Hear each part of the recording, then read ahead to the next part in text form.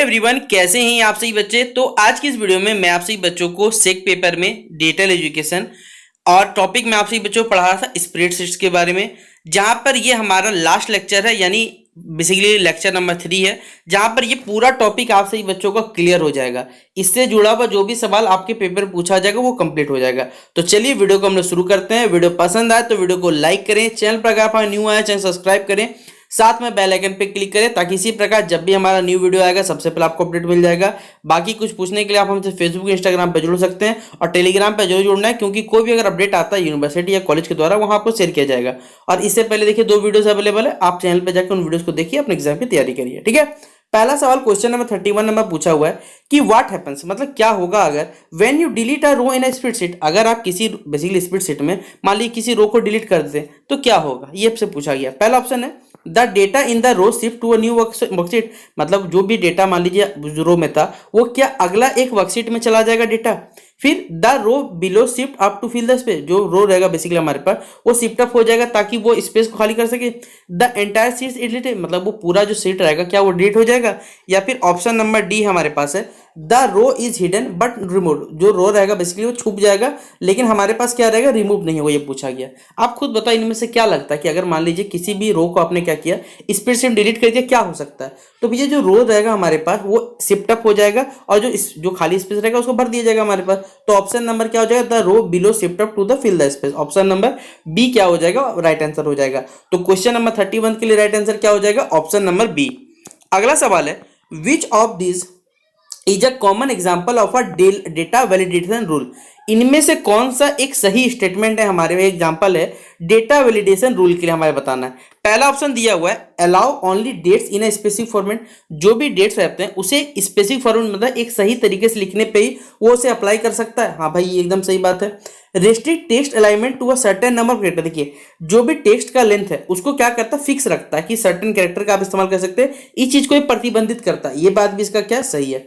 फिर जो डुप्लीकेट मान लिया आपने एंट्रीज किया उसको भी बंद करने का काम करता है। तो तीनों ही यहाँ पर हमारे पास क्या स्टेटमेंट सही है, इसलिए क्या हो जाएगा option number D, answer D all of the above right answer होगा। तो क्वेश्चन नंबर 32 के लिए राइट आंसर क्या हो जाएगा, ऑल ऑफ द अबव इसका राइट आंसर होगा। अगला क्वेश्चन है हमारे पास है कि which of the following formulas calculate the minimum value in the range of a cell, इनमें से कौन सा बेसिकली हमारे फॉर्मूला है जिसे हमने आपको मैक्सिमम के लिए पढ़ाया था पिछले वीडियो में। यहाँ पूछा भैया कि मान लीजिए किसी सेल का रेंज हमारे पास, उसके लिए मिनिमम वैल्यू कैलकुलेट करना है फॉर्मूला के थ्रू, कौन सा ऑप्शन के पास जाओगे भैया, ऑप्शन नंबर सी के पास जाएंगे हम लोग। तो ऑप्शन नंबर सी क्या हो जाएगा 33, क्वेश्चन नंबर 33 के लिए राइट आंसर हो जाएगा ऑप्शन नंबर सी। अगला क्वेश्चन नंबर 34 है हमारे पास, what will happen if you use, अगर क्या होगा हमारे पास अगर आप ऑटोफिल में क्या करते हो, एक सीरीज मान लीजिए आप लोग चला रहे हो मंडे ट्यूसडे, तो क्या इसमें फिर अगला जो बेसिकली जो सीरीज में हमारे पास क्या वो मंडे ट्यूसडे आएगा, या फिर खुद ब खुद उसमें पहले मंडे फिर ट्यूसडे फिर क्या आएगा हमारे मंडे, इस तरीके से आएगा। या फिर ऑप्शन नंबर सी हमारे पास it will continue the series, मतलब सीरीज को कंप्लीट करेगा Wednesday Thursday Friday Saturday Sunday, या फिर उस सीरीज को क्या करेगा खुला मतलब खाली छोड़ के चला जाएगा आगे।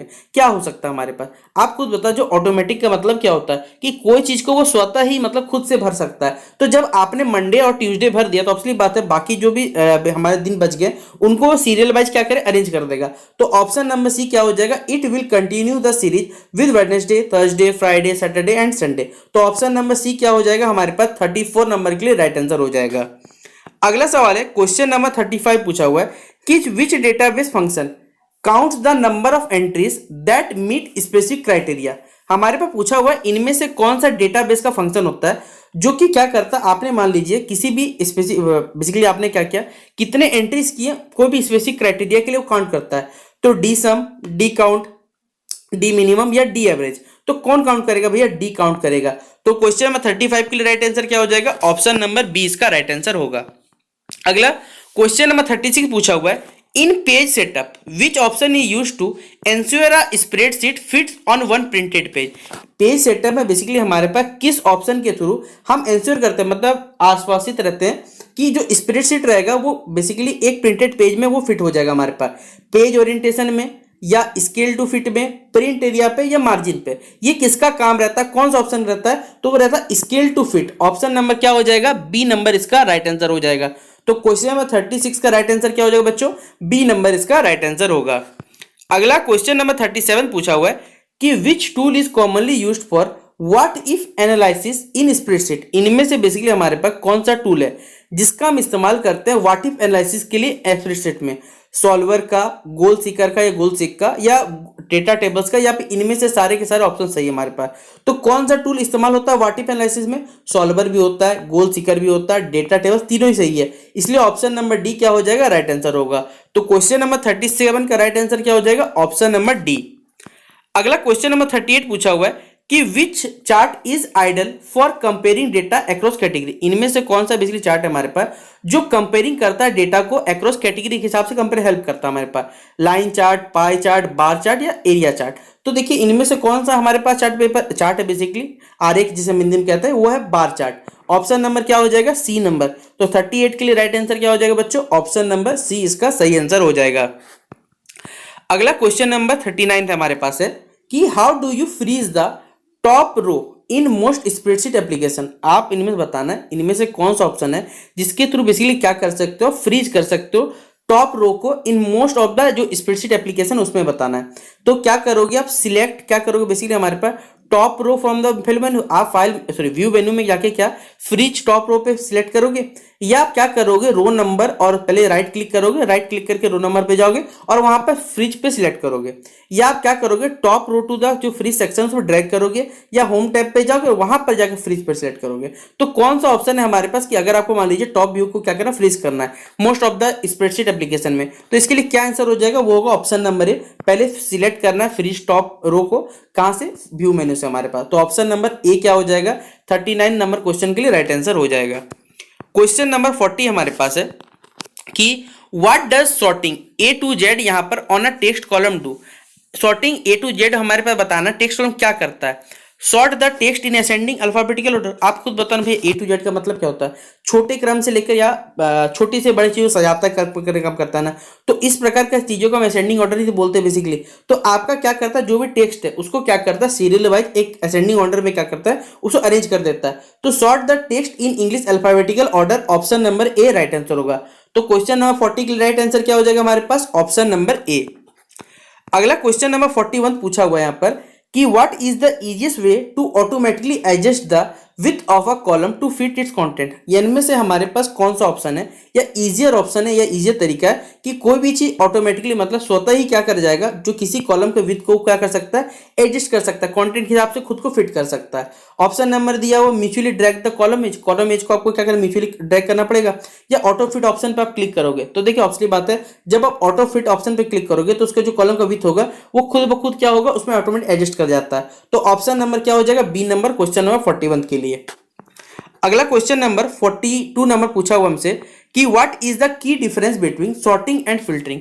सॉर्टिंग और फिल्टरिंग के बीच में क्या मुख्यतः जो मुख्य डिफरेंस होते हैं या की डिफरेंस होते हैं वो बताना है। ऑप्शन नंबर ए दिया हुआ है पहला कि सॉर्टिंग क्या करता है, डेटा को अरेंज करता है, वह फिल्टरिंग क्या करता है, जो भी आपके अनवांटेड डेटा मतलब जो आप नहीं चाहते उसको हाइड करता है, छिपाने काम करता है। यह सॉर्टिंग सिर्फ टेक्स्ट के लिए वर्क करता है और फिल्टरिंग जो रहता है वो सिर्फ नंबर के लिए काम करता है। ये ऑप्शन नंबर बी दिया हुआ है। ऑप्शन नंबर सी दिया हुआ हमारे पास है कि ये क्या करता है, फाइल्स को रीअरेंज करता है, जो फाइल्स जो भी डेटा हमारे पास है उनको रीअरेंज करने का काम करता है। और सॉर्टिंग क्या हाइड करता है, सॉर्टिंग क्या करता है, बेसिकली जो डुप्लीकेट डेटा है उसको डिलीट करता है। और फिल्टरिंग क्या करता है, उसे हाईलाइट करने का काम करता है। कौन सा लगता है भैया? सॉर्टिंग मतलब होता है अरेंज करना, फिल्टरिंग मतलब क्या होता है, जो भी अनवांटेड चीजें उनको भैया हमारे पास हाइड कर देता है। तो ऑप्शन नंबर ए क्या हो जाएगा, सॉर्टिंग अरेंज डेटा, और जो फिल्टरिंग रहता है वो अनवांटेड डेटा को क्या करता है, हाइड करता है। तो ऑप्शन नंबर ए हो जाएगा हमारे पास क्वेश्चन नंबर 42 के लिए। अगला क्वेश्चन नंबर 43 हमारे पास है, ठीक है। इनमें से पूछा गया कि what does the function if, ठीक है, a1 ग्रेटर देन 10 पास, और यहां पर क्या लिखा, फेल्ड। इनमें से कौन सा फंक्शन काम करता है हमें बताना है। तो यहां पर कौन सा, आप खुद पढ़ो ना भैया।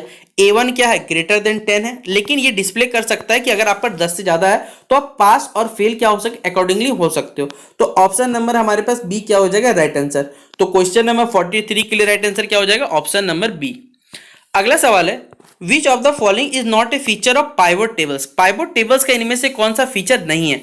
समराइजिंग डेटा सेट, मतलब जो बड़े बड़े डेटा सेट उनको समराइज नहीं करता है, या ड्रामेटिक चैट्स को क्या करता है, क्रिएट करता है, या सॉर्टिंग और फिल्टरिंग करता है, या फिर कहा जाए ऑटोमेटिकली जनरेट रिपोर्ट्स, ये क्या करता है, स्वतः ही क्या करता है, रिपोर्ट्स को जनरेट करता है। तो कौन सा फीचर नहीं है भैया पाइवट टेबल्स का, ये पूछा गया, और वो ऑप्शन नंबर डी हमारे पास, ये खुद ब खुद जनरेट नहीं करता रिपोर्ट्स हमारे पास। तो option number D, automatically generating reports, question number 44 के लिए right answer option number D होगा।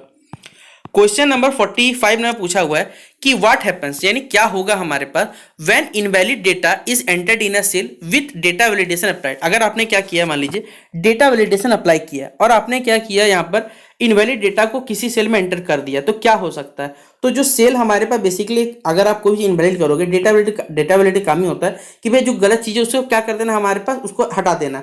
तो एक एरर मैसेज बेसिकली आपके पास वहाँ डिस्प्ले किया जाएगा, तो an error message is displayed हो जाएगा, ऑप्शन नंबर बी। तो क्वेश्चन नंबर 45 के लिए राइट आंसर क्या हो जाएगा, ऑप्शन नंबर बी। अगला सवाल है, which of these actions can you not perform after freezing panes. इनमें से कौन सा एक्शन बेसिकली हम लोग नहीं कर सकते जब आप क्या करोगे, पेन्स को बेसिकली फ्रीज कर दोगे।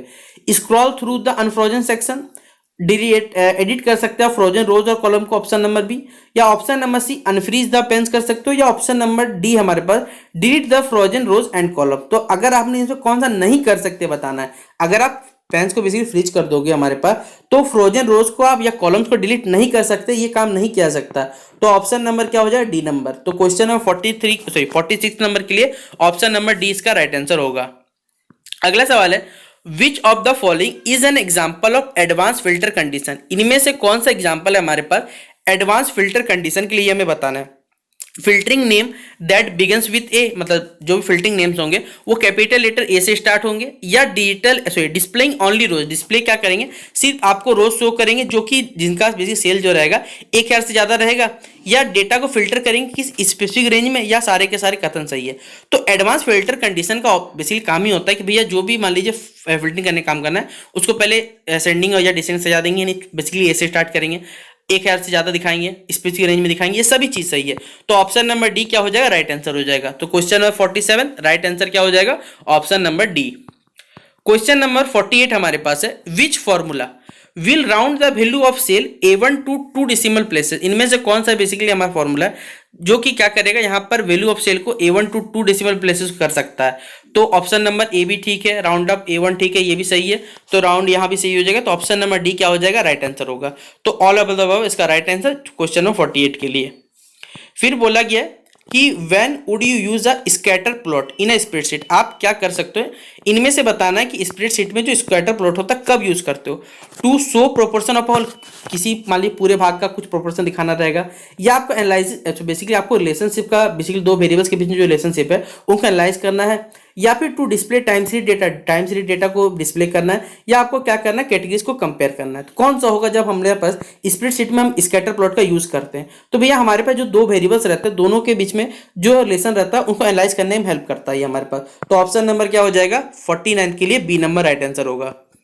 अगला क्वेश्चन नंबर 50 हमारे पास है कि व्हाट डज द फंक्शन, ठीक है, काउंट A1 रेशियो A10, ये क्या करता है हमारे पास। पहला है जितने सारे न्यूमेरिक एंट्रीज है A1 टू A10 उससे काउंट करता है, या सारे के सारे सम A1 टू A10 उसको सम करने काम करता है, या सारे के सारे एंट्री को क्या करता है इंक्लूडिंग टेक्स्ट और ब्लैंक सेल उनको काउंट करता है, या फिर ऑप्शन नंबर डी हमारे पास ये सिर्फ ब्लैंक सेल्स को क्या करता है रेंज में अरेंज करने काम करता है, क्या करता है।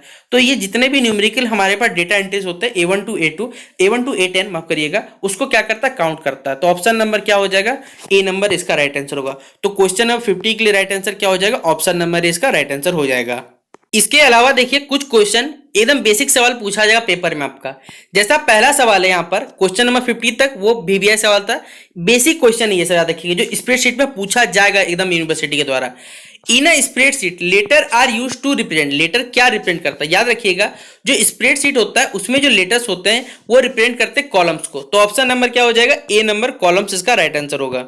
फिर एक न्यूमेरिक डेटा एनालिसिस टूल है बेसिकली हमारे पास, जो क्या करता है यूजर्स को बेसिकली अलाउ करता है कि भैया आप एक कंप्यूटराइज्ड लेजर को बना सकते हो। तो कौन सा बेसिकली हमारे पास टूल है, mathematical package, graphics package, spreadsheet package या वर्ड प्रोसेसिंग पैकेज। तो सही आंसर क्या हो जाएगा, स्प्रेडशीट पैकेज, ऑप्शन नंबर सी।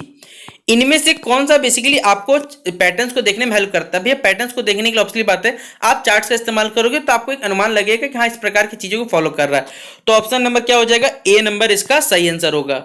फिर क्वेश्चन नंबर 4 पूछा हुआ है कि in a spreadsheet, in computer spreadsheet to choose built in which function. अगर मान लीजिए आपको क्या करना है, कोई चीज को बिल्ड करना है किस फंक्शन में, तो आप किसका इस्तेमाल करो, defined function, function finder, built in function या फिर पेस्ट फंक्शन। तो राइट आंसर हमारे पास क्या हो जाएगा, paste function, option number D.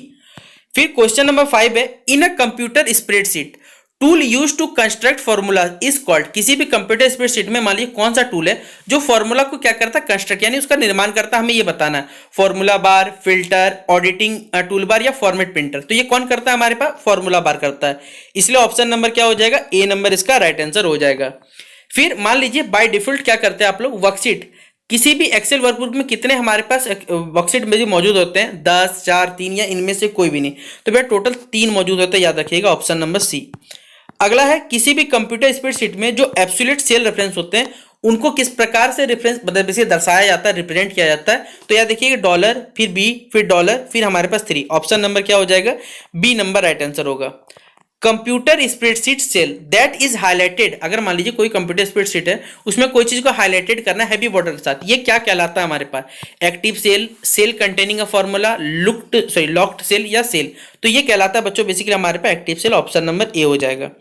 Question number हमसे पूछा गया, देखिए हमने आपको अपने इस वीडियो या फिर प्रीवियस वीडियो अगर आपने हमें फॉलो किया होगा तो आपको हमने पढ़ाया था कि भैया 2 प्रकार के लाइंस बनते हैं हमारे पास बेसिकली।